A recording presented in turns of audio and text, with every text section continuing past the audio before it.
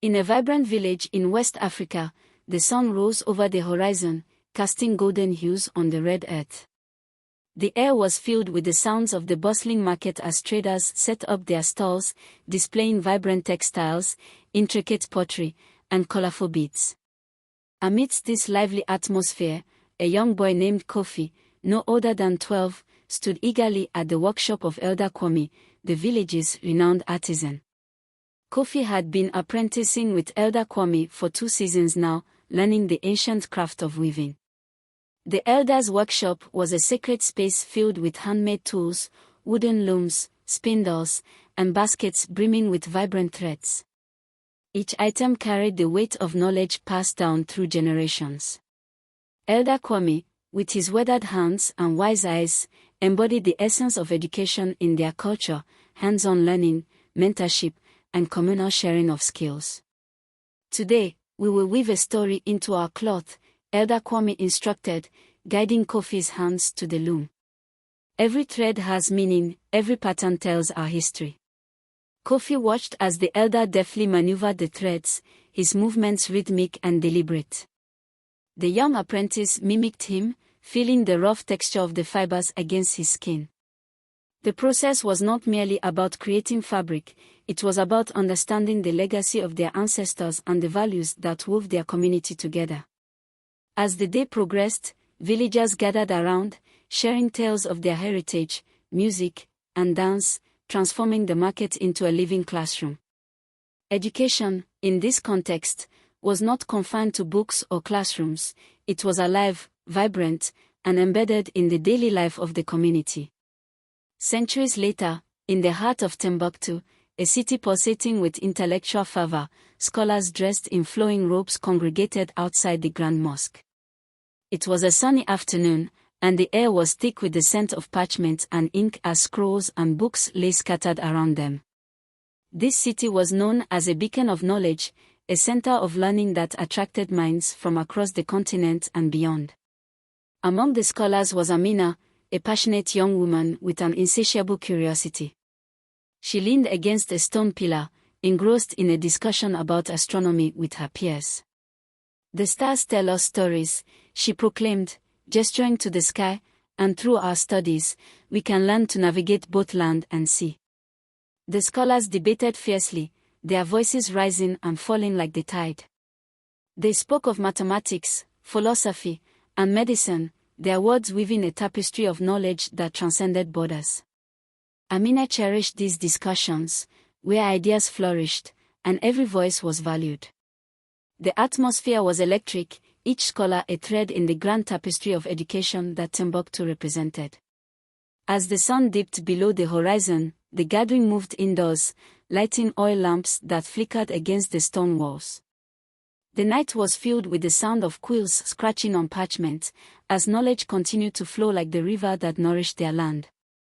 The spirit of inquiry and the thirst for learning were palpable, anchoring the foundations of education in Africa. Fast forward to the 19th century, a stark contrast emerged as colonial influences swept across the continent. In a dusty classroom, students of diverse backgrounds sat at wooden desks, their eyes focused on a teacher at the blackboard. The classroom featured colonial-era architecture, with tall windows letting in shafts of sunlight that illuminated the dust motes dancing in the air. At the front of the room, Miss Eliza, a British teacher, recited passages from English literature, her voice echoing off the high ceilings. Despite the oppressive atmosphere, a group of students, including Obdi, a bright-eyed boy from a local village, soaked in every word. He understood that education was a tool. Despite its colonial origins, it held the potential for empowerment. Obdi watched his classmates, a mix of African and European children, engaged in discussions about history. They were learning about the world through a lens that often obscured their own heritage. Yet, amidst the colonial narratives, Obdi found ways to weave his own story, sharing his culture's rich traditions during breaks. One day, a spirited debate erupted in class about the importance of local languages versus English. Obdi raised his hand: "We must not forget our own stories. Our languages hold the wisdom of our ancestors." His words resonated, sparking conversations that blurred the lines between colonizer and colonized, igniting a desire to reclaim their identities through education. As colonial powers solidified their grip, missionary schools emerged, blending education with religious teachings. In one such school, African and European students mingled, their desks adorned with religious symbols and educational materials that promoted Western values. Sister Mary, a kind but firm presence, guided her students through lessons about morality and ethics. Education is a pathway to salvation, she often reminded them, her voice filled with conviction. But it is also your duty to spread the light of knowledge. In the classroom, Aisha, a young girl with dreams of becoming a doctor, struggled to reconcile her aspirations with the teachings imposed upon her. While she appreciated the education she was receiving, she often felt torn between her dreams and the expectations set by the missionary system. During one particularly lively discussion about healthcare, Aisha raised her hand. We can learn from our traditions too. Our healers have knowledge passed down through generations. The class fell silent, the tension palpable. Sister Mary, taken aback, responded, but we must embrace modern medicine. It is what will save us. Aisha's heart raced. Why can't we combine both? Isn't that true knowledge? Her classmates nodded, inspired by her courage to challenge the status quo. It was moments like these that ignited a fire within them, fostering a collective realization that education could be both a tool for liberation and a means to honor their cultural heritage.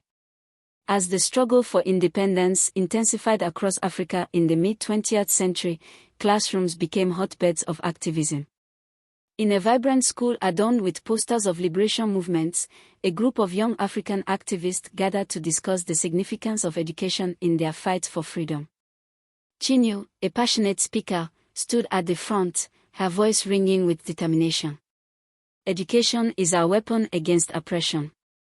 We must empower ourselves and our communities. Her classmates listened intently, their faces reflecting a blend of hope and urgency. They debated strategies to promote education within their communities, recognizing the importance of an educated populace in the quest for independence. We need to teach our people the value of our history and culture, said Malik, his eyes bright with conviction. Only then can we stand against those who seek to erase our identity. As they shared ideas, they reflected on the various forms of resistance, from grassroots movements to literature that inspire change. Each student understood that they were not just learning for themselves but for the future generations who would inherit their struggles and triumphs. In that classroom, the seeds of a movement were sown. They envisioned schools that celebrated African culture, teaching not just facts but the essence of their identities. It was a powerful realization that education could pave the way for liberation, shaping a new narrative that honored their heritage while forging ahead into a hopeful future. Years passed, and the landscape of education in Africa continued to evolve. In a modern classroom, a diverse group of students engaged in collaborative learning. The walls were adorned with maps, resources, and posters highlighting their nation's rich culture and history. Teacher Amina, now an educator herself, encouraged her students to work in groups, fostering an atmosphere of teamwork and creativity. Education is not just about individual achievement, she explained. It's about building a community of learners. The students, a blend of backgrounds, worked together on projects, sharing their unique perspectives. Aisha, now a young woman, facilitated a discussion on the importance of local languages in education. Let's incorporate our languages into our projects. They are part of who we are, she proposed. Her classmates cheered, excited at the prospect of weaving their cultural narratives into their learning. As they collaborated, the classroom buzzed with laughter, ideas, and a shared sense of purpose. They were not just students, they were active participants in shaping the future of education in their nation. Yet, even amidst progress, challenges persisted. In a rural school, children gathered in a makeshift classroom, a simple structure of mud and thatch. Limited resources plagued their learning environment, but the spirit of education shone brightly in their eager faces. Their teacher, Mama Nia, a resilient woman with a heart full of passion, creatively used local materials to facilitate learning. She fashioned maps from banana leaves and taught math using stones and sticks. "We may not have fancy tools," she said, her voice steady, "but our minds are our greatest resources." The children embraced every lesson, their laughter and curiosity filling the air.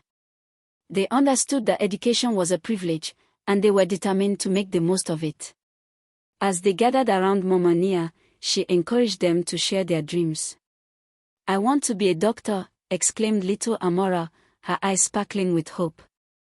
"And I want to be an engineer," said Kofi, echoing the dreams of a new generation ready to rise above the challenges that surrounded them. Together, they created a vision board from scraps of paper and twine, mapping out their dreams and aspirations.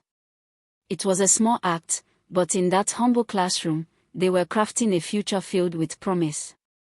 As technology continued to reshape the world, a new era of education dawned. In a bright, modern classroom, students utilized laptops and tablets, engaging with digital learning tools. The atmosphere was alive with excitement as they connected with peers from around the globe. Teacher Samoa introduced a project on global citizenship, using a projector to display educational content on the wall. "Today, we will explore how technology can bridge gaps and foster understanding between cultures," he announced, igniting curiosity among his students. The students eagerly dove into research, collaborating in pairs to create presentations on different countries and their educational systems. They discussed the importance of preserving their cultural identities while embracing the tools of the digital age. The room buzzed with ideas as they recognized the power of technology to amplify their voices. "It's our turn to tell our stories," declared Amina, now a mentor to her younger peers.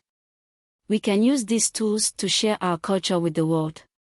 Their enthusiasm was infectious, and as they presented their findings, a sense of pride filled the classroom.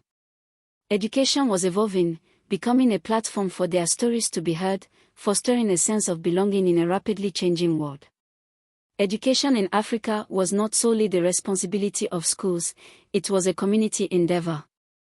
In a village hall decorated with local crafts and artwork, parents and local leaders gathered for a community meeting to discuss educational strategies. Elder Kwame, now a respected figure in the community, addressed the group. "Education is the lifeblood of our community. We must work together to ensure our children have the opportunities they deserve." The parents nodded, understanding the importance of their involvement. Discussions flowed about building more schools, providing resources, and creating partnerships with local artisans to enrich the curriculum. Amina, now a community leader, shared her vision of integrating cultural heritage into the educational framework. "Let's celebrate our traditions while embracing new ideas. Our children need to understand where they come from to forge their own paths." The room filled with passionate voices, each person contributing their thoughts and ideas. Together, they envisioned a future where education was not just a privilege but a right, accessible to all children, regardless of their background.